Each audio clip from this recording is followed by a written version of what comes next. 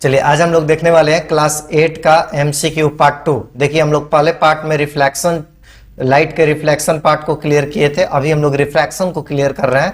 इसमें total 15 MCQ करेंगे और उसका सॉल्यूशन भी दिया रहेगा इसमें, और आप अपने नॉलेज को चेक कर सकते हैं। इसमें 10 सेकंड्स का टाइमर लगा हुआ है। आप कितने आंसर सही कर रहे हैं उसको आप देख भी सकते हैं। आप टेलीग्राम में यहाँ जुड़ करके आप फ्री में लिंक भी ले सकते हैं। आप यहाँ से अपना नोट्स कॉपी कर सकते हैं, देख सकते हैं। तो चलिए हम लोग शुरू करते हैं इस चैप्टर को। सो पहला क्वेश्चन है, band of 7 colour is called. जो 7 कलर का बैंड है उसको क्या कहते हैं? आपका टाइम स्टार्ट होता है। आप लोग अगर उसमें वीडियो को डिटेल में देखे होंगे तो उसमें दिया हुआ था कि 7 कलर के बैंड को क्या कहते हैं। सो देखिए करेक्ट आंसर इज स्पेक्ट्रम। देखिए 7 कलर का बैंड क्या है? यहाँ पे प्रिज्म से जब व्हाइट लाइट क्या कर रहा है, कोलाइड करता है यानी टकराता है, इंसिडेंट होता है, तो ये क्या होता है, कितने कलर में बढ़ जाता है? 7 कलर में बढ़ जाता है। ये जो 7 कलर है, ये जो 7 कलर में बढ़ता है, इसको हम लोग क्या बोलते हैं? विबज्योर, है ना? ऐसे लिख सकते हैं।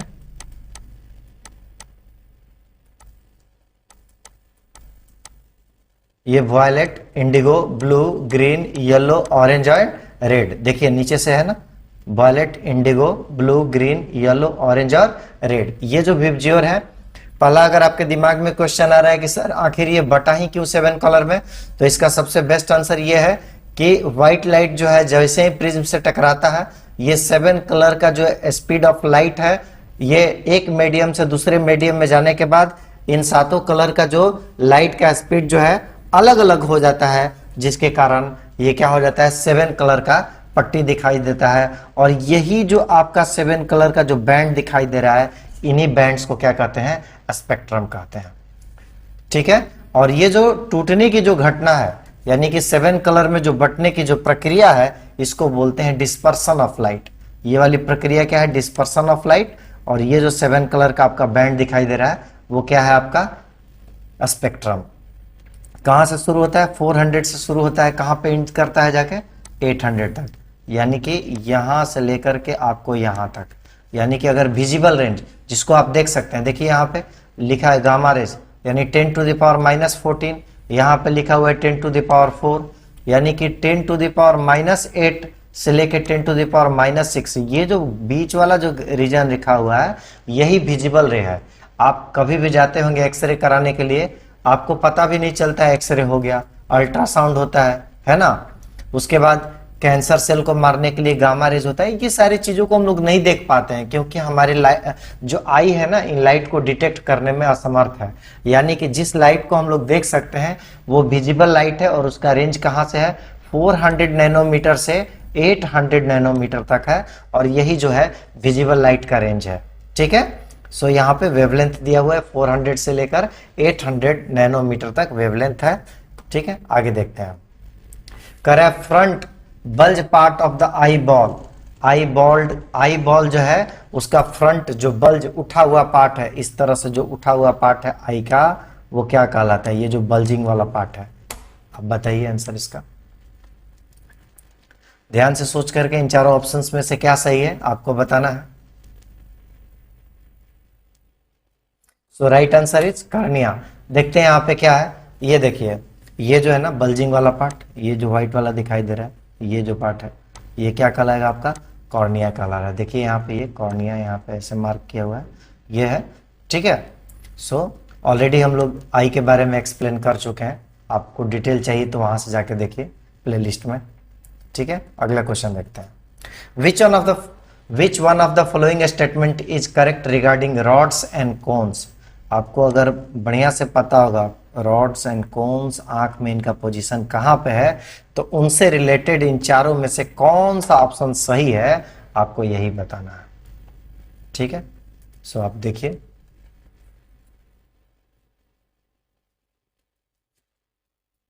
सो करेक्ट ऑप्शन क्या है? Cones are sensitive to bright light. देखिए कोन्स और रॉड्स, ये जो कलर है ना, ये देख रहे हैं कुछ कुछ कोन जैसा ऐसे है ना, ट्रायंगुलर शेप में मिल रहा है, इसीलिए इसको कोन बोलते हैं। और ये लंबा लंबा रॉड जैसा है ना, आयरन रॉड की तरह, इसलिए इसको रॉड बोलते हैं। और इनका लोकेशन कहाँ पे है आपको अभी दिखा रहे हैं। देखिए इस स्लाइड्स में आप देखिए, ये दिखाई दे रहा है आपको, ये कोन्स है, ये दिखाई दे रहे हैं, ये सारे रॉड्स हैं। तो ये आपके आईज में प्रेजेंट होते हैं। कहाँ पे? रेटिना वाले स्क्रीन पे ये सारे प्रेजेंट होते हैं। ठीक है, तो ये कोन्स और रॉड्स का काम क्या है, देखिए कुछ और डिटेल शेप में इनका मतलब किस तरह दिखेंगे। कोन का ऐसा शेप होगा, रॉड का ऐसा शेप होगा, और ये कहाँ पे होंगे? रेटिना वाले स्क्रीन पे होते हैं। तो देखिए इनके क्या एक्चुअल में रोल क्या है। तो देखिए rods are the most important for vision in dim light. Rods जो है ये डिम लाइट के लिए है, यानी जब कभी आपको अंधेरे में कोई चीज देखना होगा तो रॉड्स उसके लिए बहुत ही हेल्पफुल होगा। यानी जिसके आंखों में रॉड्स की कमी हो जाएगी, यानी उनको नाइट में या कम लाइट में देखने में काफी दिक्कत होगा। उसके बाद ब्राइट लाइट में ये क्या है? कोन्स जो है ब्राइट लाइट के लिए रिस्पॉन्सिबल है। जितना ज्यादा ब्राइट लाइट होगा उसमें कोन्स रिस्पॉन्सिबल है आपको देखने के लिए। और कोन जो है ना, एक चीज C4 कोन, C4 कलर याद रखिएगा, ये कलर्स को आइडेंटिफाई करने के लिए कोन ही रिस्पॉन्सिबल होता है। ठीक है, तो यही चीज यहाँ पे है। Rod cells of the retina do not provide information about the colour of the object. Rod cell colour के लिए कोई नहीं बताता है कोडिंग। अभी बताया ना, कलर के लिए कौन रिस्पॉन्सिबल होता है, तो आपका कौन रिस्पॉन्सिबल होता है। सो करेक्ट आंसर आपका क्या है? Cones are sensitive to bright light. Bright light के लिए कौन रिस्पॉन्सिबल है, और डिम लाइट के लिए कौन सा रिस्पॉन्सिबल है, तो रॉड रिस्पॉन्सिबल है। चलिए नेक्स्ट क्वेश्चन देखते हैं। देखिए visually impaired people can read and right. जो लोग अंधे हैं यानी कि ब्लाइंड है, वो क्या कर सकते हैं भाई? रीड, लिख भी सकते हैं और पढ़ भी सकते हैं, रीड एंड राइट। तो उस इंस्ट्रूमेंट का क्या नाम है, मतलब कैसे लिख सकते हैं, उनके लिए क्या ऐसा व्यवस्था है, आपको बताना है। Your time starts now. इन चारों में से क्या सही आंसर है कि जो अंधे लोग हैं कैसे पढ़ सकते हैं और लिख सकते हैं? सो कौन सा सिस्टम है?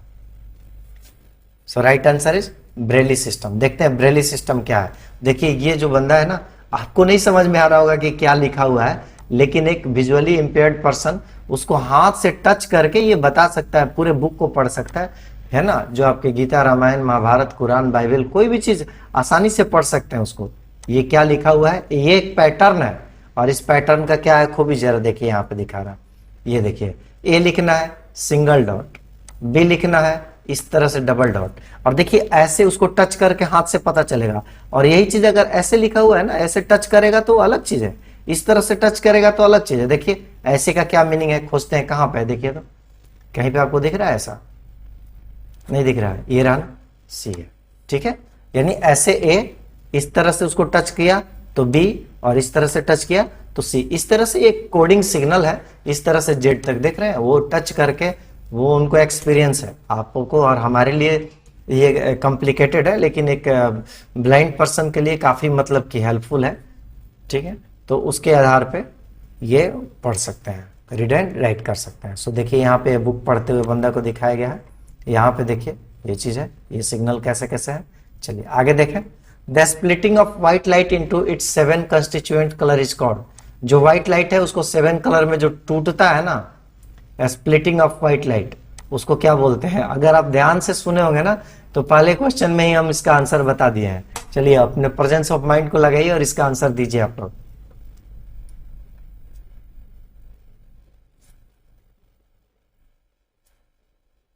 सो करेक्ट आंसर क्या है? देखिए डिस्पर्सन ऑफ लाइट। अभी बताया था ना कि ये जो लाइट जो स्प्लिटिंग जो है 7 कलर्स में जो डिवाइड होता है, इस प्रोसेस को क्या बोलते हैं? आपको इस फेनोमेना को, इस घटना को क्या बोलते हैं? Dispersion of light. यानी कि ये आपका एक प्रिज्म हो गया, प्रिज्म से कोई लाइट गया, उसके बाद ये जो 7 कलर में आपको डिस्पर्स हो रहा है, ये जो टोटल घटना है, टूटने की जो 7 कलर में घटना है, इसी को बोलते हैं डिस्पर्सन ऑफ लाइट। और ये जो 7 कलर आपको ऑब्टेन होता है स्क्रीन पे, इसको क्या बोलते हैं? आपको स्पेक्ट्रम बोलते हैं। ठीक है, सो बढ़ते हैं अगले क्वेश्चन की तरफ। The image formed by A camera. Camera के द्वारा जो इमेज फॉर्म्ड होता है वो कैसा होगा? रियल होगा, वर्चुअल होगा, सिर्फ रियल एंड वर्चुअल दोनों होगा, नन, क्या होगा? अब आंसर करिए, देखते हैं कितने लोग सही इसका आंसर बता पाते हैं। सो राइट आंसर इज रियल। देखिए क्या है, ये आपका आई है, ये जो एप्पल है, ये रेटिना पे इसका इमेज कैसा बन रहा है? देखिए यहाँ पे कैसा इमेज बन रहा है, यहाँ पे देख रहे हैं, उल्टा बन रहा है। यानी कि हम पहले भी बता चुके हैं, कोई भी इमेज जो होगा उसको ऑब्टेन करना है स्क्रीन पे, तो आप सीधा नहीं कर सकते हैं। अगर ये कैंडल अगर जल रहा है इस तरह से, आप चाहते हैं कि इसी तरह से इसको इस स्क्रीन पे लिया जाए, संभव नहीं है। संभव कब होगा? जब आप एक और लेंस लगा दिए, मतलब कि ये उल्टा वाला इमेज पहले तो ऐसा आया, फिर इसका एक और इमेज लगा लेते हैं सीधा, तब जा करके होगा। तो इस तरह से आपको सोच रहे होंगे कि जब ऐसा है तो कैमरे में फिर उल्टा क्यों नहीं दिखाई देता है, क्योंकि इस पे कॉम्बिनेशन ऑफ लेंस लगे हुए रहते हैं। तो वो क्या करते हैं, इस उल्टे इमेज को अगेन सीधा कर लेते हैं। और अपने केस में क्या होता है कि ये जो आपको इमेज दिखाई दे रहा है यहाँ पे रेटिना पे, ये जो ऑप्टिकल नर्व है यहाँ से ये ब्रेन को कनेक्टेड होता है। ब्रेन क्या करता है, उसको सेंस करता है सीधा देखने के लिए, और वो ब्रेन ही है जो पहचानता है कि ये क्या है भाई, तो ये आपका एप्पल है या ऑरेंज है, उसको आइडेंटिफाई भी करता है। फर्स्ट टाइम कोई चीज देखते हैं तो ब्रेन उसका ऑर्डर सेंस नहीं कर पाता है कि है क्या चीज, तो एक्चुअल में वो सारा जो आपका यहाँ पे रेटिना पे इमेज बन रहा है, वो सारा का सारा खेल कहाँ से चल रहा है, ब्रेन से चल रहा है। यानी ऑप्टिकल नर्व जो है एक स्पेशल भूमिका में होता है, जिससे कि हम लोग देख पाते हैं। सो इस तरह से जो भी इमेज उल्टा बनेगा वो सारे इमेज कैसे इमेज होंगे, तो आपके रियल होंगे। तो कैमरा में और आई में दोनों में कैसा इमेज बन रहा है बाबू, तो रियल इमेज बन रहा है। दोनों का दोनों इमेज क्या है, रियल इमेज है, और रियल इमेज होने के कारण ही इसको स्क्रीन पे हम लोग ऑब्टेन कर सकते हैं। वो अलग बात है कि यहाँ पे सीधा करने के लिए ऑप्टिकल नर्व जो है ब्रेन से कनेक्टेड है, ब्रेन सेंस कर दे रहा है, और यहाँ पे कॉम्बिनेशन ऑफ लेंस लगे हुए हैं, जिसके कारण आपका जो ये एप्पल जो है अगेन वो क्या हो जाता है, उल्टा से क्या हो जाता है, सीधा हो जाता है। चलिए अगला क्वेश्चन देखते हैं। The defect due to which a person is not able to see the distant object. एक ऐसा डिफेक्ट, आई का डिफेक्ट, जिसमें a person is not able to see the distant object, यानी कि कोई यहाँ पे ऑब्जेक्ट, यानी आपका आई हो गया, और सपोज करिए डिस्टेंट यानी कुछ दूरी पे कोई ये ऑब्जेक्ट रखा हुआ है, इस ऑब्जेक्ट को क्लियरली नहीं देख पा रहा है, ये कौन सा डिजीज है आपको बताना है। Your time starts now.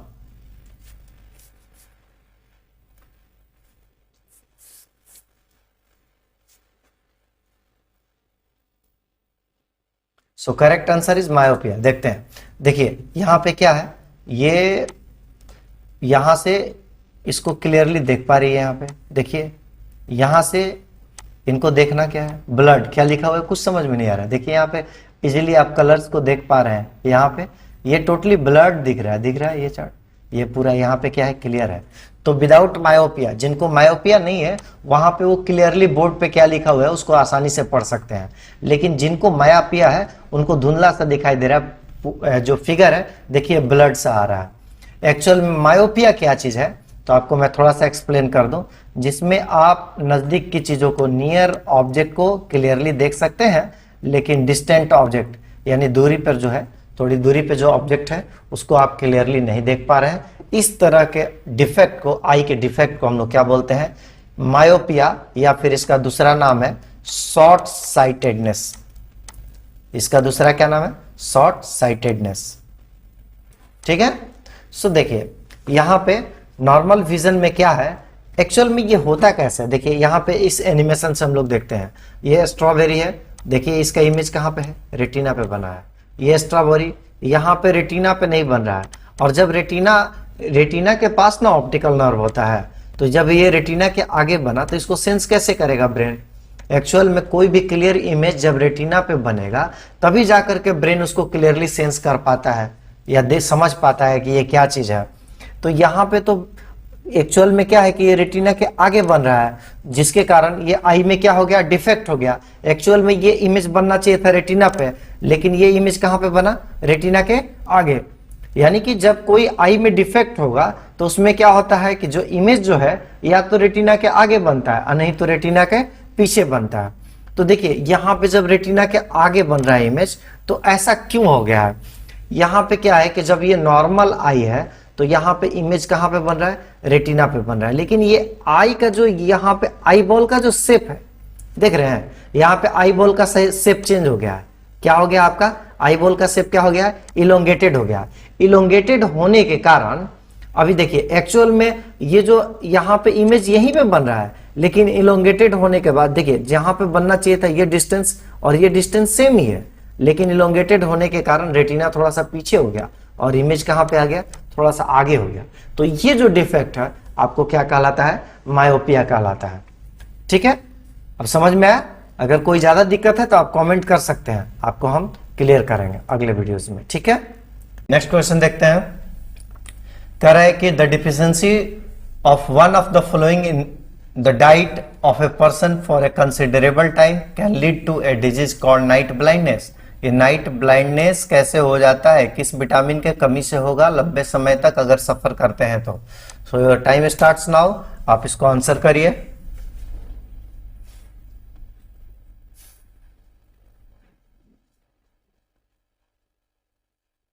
So correct answer is vitamin A. देखते हैं नाइट ब्लाइंडनेस जो है विटामिन ए की कमी से होता है। लंबे समय तक अगर कोई व्यक्ति विटामिन ए की कमी से अगर सफर कर रहा है तो उसको नाइट ब्लाइंडनेस हो सकता है। जो नेसेसरी पिगमेंट जो होता है आपको रेटिना के ऊपर, वो चीज कौन प्रदान करता है, विटामिन ए प्रदान करता है, और इसी की डिफिशियंसी के कारण आपको नाइट ब्लाइंडनेस हो सकता है। सो इसको दूर करने के लिए हमें क्या करना चाहिए, फल फूल सब्जियों का इस्तेमाल करना चाहिए, खास करके गाजर हुआ। सो ऐसे चीजों का इस्तेमाल करना चाहिए। सो इससे क्या होगा, आपको विटामिन ए की कमी की पूर्ति हो जाएगी।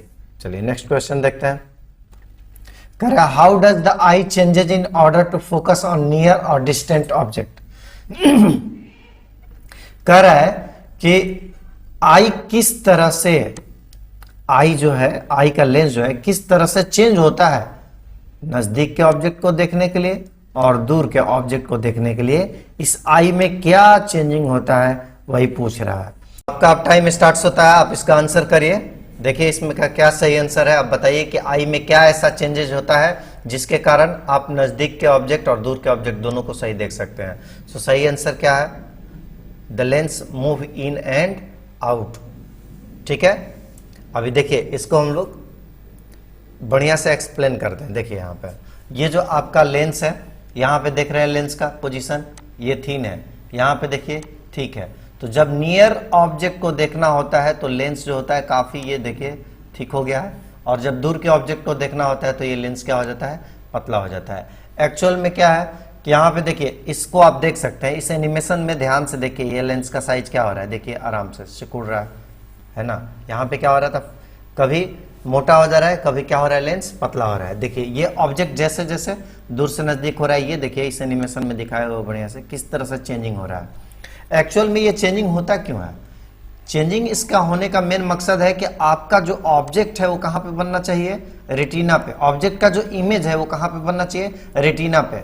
तो रेटिना पे बनने के लिए ये जो लेंस है ना अपने आप में एडजस्ट करता है, उसके साइज को एडजस्ट करता है, जिसके कारण ये जो कन्वर्ज हो करके ये जो बन रहा है पॉइंट यहीं पे बने। अगर ये पहले बन गया तो ये आपके आई का डिफेक्ट है, फिर आपको स्पेक्टिकल्स लगाना होगा, तब जाकर के आप किसी ऑब्जेक्ट को क्लियरली देख पाएंगे।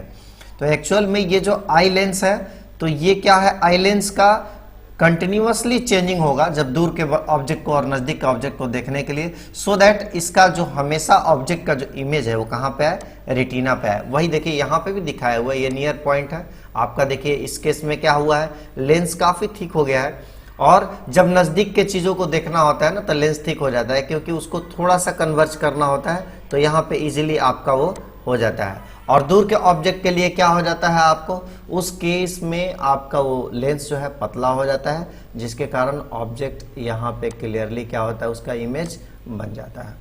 सो आई होप आप लोगों को समझ में आ गया होगा कि ये लेंस में कैसे चेंजिंग होता है। और ये चेंजिंग कौन करता है, यहाँ पे सिलेरी मसल्स जो है ना, सिलेरी मसल्स देखिए यहाँ पे सिलेरी मसल्स अटैच है दोनों तरफ से। ये सिलेरी मसल्स क्या करते हैं, इसको कभी पतला कर देते हैं, कभी मोटा करते हैं, है ना। यही सिलेरी मसल्स इसका मेन फंक्शन है, लेंस को चौड़ा या फिर आपको पतला कहिए या मोटा कहिए, उसको करने का काम करते हैं। ठीक है, नेक्स्ट क्वेश्चन की तरफ बढ़ते हैं। कह रहा है which of the following changes occur when you walk out of bright sunshine into A poorly light room. कह रहा है कि जब आप प्रॉपर लाइटनिंग से आ रहे हैं, यानी बाहर से आ रहे हैं, और उसके बाद एक डार्क रूम में आप इंटर करते हैं, यानी जहाँ पे लाइट का प्रेजेंस काफ़ी कम है, तो क्या चेंजिंग होता है आपके आई में, वही बता रहा है। इसमें क्वेश्चन में पूछ रहा है कि आपके आंखों में क्या चेंजिंग होगा। So your time starts now, आप इसको रीड करके बढ़िया से आंसर करिए।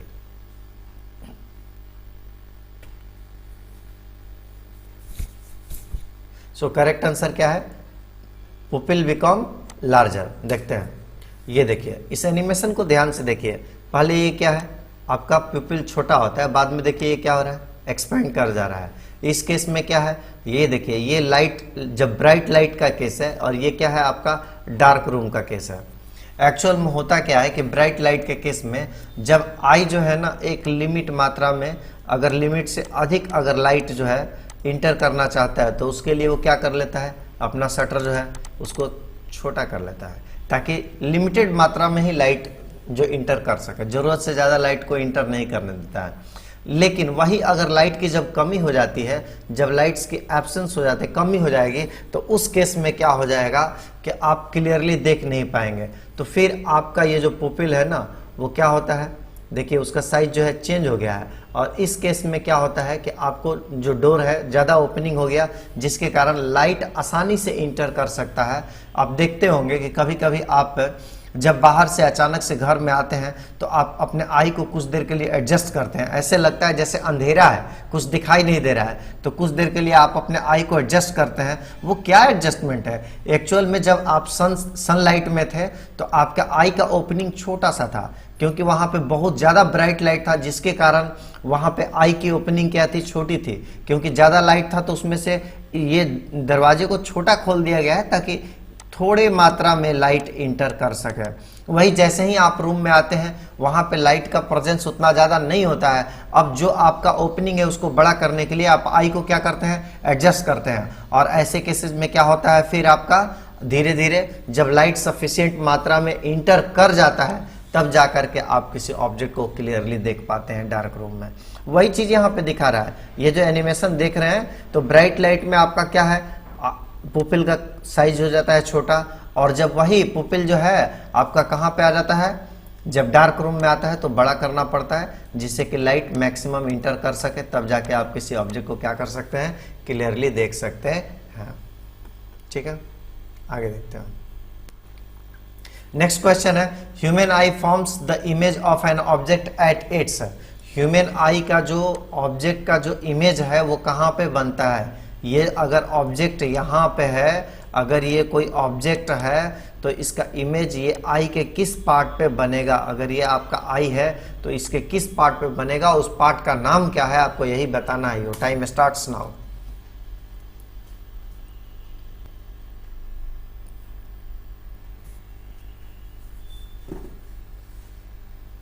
So correct option is retina. देखिए रेटिना का क्या है, यहाँ पे ये जो ऑब्जेक्ट है इसका इमेज बन रहा है। देखिए यहाँ पे ये वाला पोर्शन क्या कहलाएगा, आपका रेटिना कहलाएगा। ये लेंस से होते हुए जा रहा है, ये लेंस इसको क्या करता है, यहाँ पे फर्दर इसको कन्वर्ज करके इस तरह से पॉइंट आउट करता है कि उसका इमेज हमेशा कहाँ पे बने, रेटिना पे बने। और ये रेटिना से फिर ऑप्टिकल नर्व जो यहाँ पे ये जो नस जो है वो कहाँ, ब्रेन से कनेक्टेड है, और ब्रेन इसको फिर क्या करता है, सेंस करके उसको सीधा कर देता है। एक्चुअल में जो इमेज मिलता है वो क्या मिलता है, उल्टा मिलता है। ठीक है, सो ये कोई भी ऑब्जेक्ट जो है उसका इमेज कहाँ पे बनेगा, रेटिना पे। रेटिना को हम क्या बोल सकते हैं, स्क्रीन बोल सकते हैं। जिस तरह से आप पर्दे पे पिक्चर देखते हैं, पिक्चर हॉल में जो आप लोग पिक्चर दिखाई देता है वो क्या है, एक स्क्रीन है जिसपे पिक्चर आता है। तो यहाँ पे भी आई का जो स्क्रीन है वो क्या है, रेटिना है, जिसपे हम लोग पिक्चर देखते हैं। नेक्स्ट क्वेश्चन,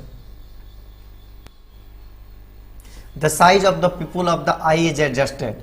ये पिपुल का जो साइज जो अभी हम क्वेश्चन में लास्ट क्वेश्चन में किए थे कि डार्क रूम में क्या होता था कि वो साइज क्या कर जाता था, बड़ा कर जाता था। और जब वही आपका ब्राइट आई में, ब्राइट लाइट में क्या होता था, पिपुल का साइज क्या हो जाता था, छोटा हो जाता था। एक जगह छोटा होना, दूसरी जगह बड़ा होना, इनको छोटा बड़ा करने वाला जो आई का पार्ट है उसका नाम क्या है, यही बताना है। Your time starts now. कि वो कौन सा ऐसा पार्ट है जो पुपिल के साइज को कंट्रोल करता है।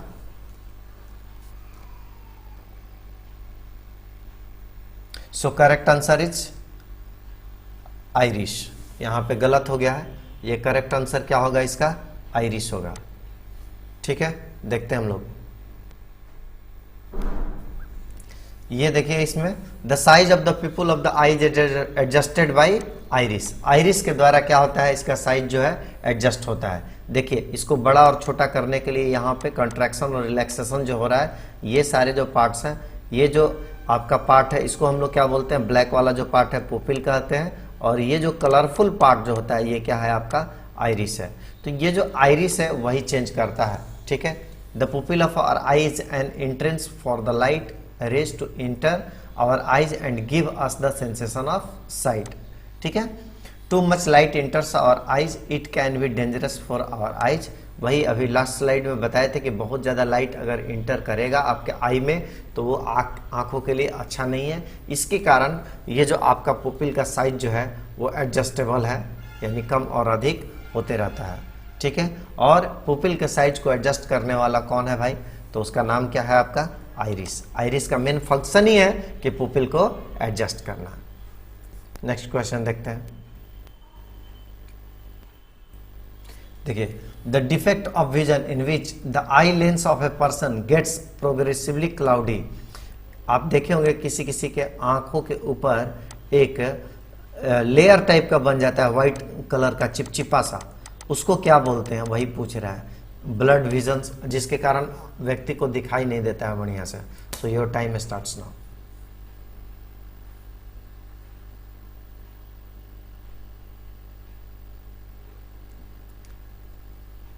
So correct answer is cataract. ये नॉर्मली ओल्ड पर्सन्स में होता है। देखिए यही है, ये जो आंखों के ऊपर आपको लेयर दिखाई दे रहा है ना, ये बहुत ज़्यादा है। देखिए ये स्टार्टिंग का है, इस तरह का आपको आंखों में बहुत सारे व्यक्ति को दिखाई दिया जाता है। एक्चुअल में ये जो एक लेयर जो टाइप का बन जाता है आई के ऊपर, इसको सर्जरी करके रिमूव किया जा सकता है। इसका कोई भी लेंस लगाने का या फिर आपको चश्मा लगाने का कोई फ़ायदा नहीं है, इसको सर्जरी कराकर कहीं ठीक किया जा सकता है। सो ये जो है ज़्यादातर ओल्ड एज में होता है। ये नॉर्मली मतलब यंग आदमी और बच्चों में देखने को नहीं मिलता है। ये ओल्ड टाइप जो हो जाते हैं ना जो व्यक्ति, तो उनमें 40 पार नॉर्मली उन्हीं लोगों में ये देखने को मिलता है। ठीक है, अगला क्वेश्चन देखते हैं। ये देखिए, द इम्प्रेशन और sensation remains for the retina. Retina पे जैसे मान लीजिए कि जो ये आपका इमेज बन रहा है, वो इमेज कितना देर तक सस्टेन करता है, कितने टाइम तक? मैंने एक ऐसा क्या लिमिट है, जैसे एक ऑब्जेक्ट को देखे तो दूसरा ऑब्जेक्ट को देखने के लिए दोनों के बीच में क्या गैपिंग चाहिए जिससे कि आप दूसरे ऑब्जेक्ट को क्लियरली आइडेंटिफाई कर सकते हैं? चलिए, टाइम स्टार्ट्स नाउ।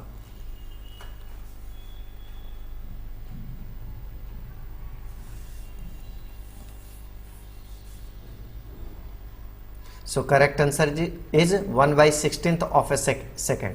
अभी देखिए यहाँ पे आप ध्यान से देखिए, इनिशियल में आपको ये कलर कैसा दिखाई दे रहा था, देख रहे हैं आपको विबजियोर का कलर दिखाई दे रहा है। लेकिन देखिएगा जैसे ही ये डिस्क रोटेट करना शुरू करेगा ना, तो फिर क्या हो जाएगा?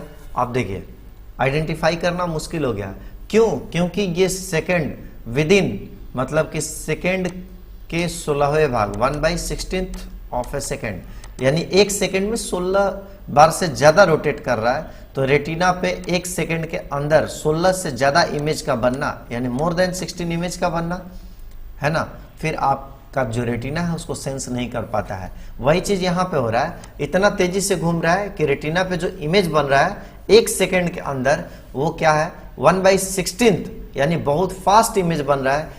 कम से कम आपके रेटिना पे 1 सेकेंड का मिनिमम 16 पार्ट, यानी कि सेकेंड के 16वें भाग से पहले अगर दूसरा कोई इमेज आ जाता है तो आप उसको आइडेंटिफाई नहीं कर सकते हैं। सपोज करिए कि कोई बुक है, आप उसको देख रहे हैं, लेकिन इतना तेजी से उस बुक को आपके आंख के सामने से हटाया जाए कि वो विद इन अ सेकेंड का 16वां भाग से जल्दी जल्दी हटा दिया जाए, तो आप उस बुक पे क्या लिखा है या कैसा बुक है, कौन सा चीज़ है, आप उसको आइडेंटिफाई नहीं कर सकते हैं। इस एनिमेशन में भी आप देख सकते हैं कि आइडेंटिफाई करना मुश्किल है, नहीं हो पा रहा है। लेकिन वही जब इनिशियली देखिए स्लो चल रहा है, आप आइडेंटिफाई कर रहे हैं, लेकिन जैसे जैसे उसका स्पीड जो है तेज हो रहा है, देखिए अभी आसानी से आप आइडेंटिफाई कर रहे हैं, है ना, क्योंकि इसका स्पीड अभी स्लो है। देखिए धीरे धीरे धीरे धीरे आप क्या है, कौन सा कलर कहाँ पे है, आइडेंटिफाई करना मुश्किल है।